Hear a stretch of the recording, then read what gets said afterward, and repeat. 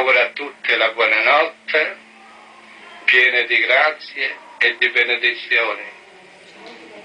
È una benedizione piena, non soltanto a voi, ma a tutti coloro che vi stanno a cuore, specialmente le vostre famiglie, alle persone a voi care, ma in modo speciale i poveri infermi ed i sofferenti. Che il Signore infonda loro coraggio e perseveranza e dia loro salute. In nome del Padre, del Figliolo e dello Spirito Santo, così sia. Sia lodato Gesù e Maria.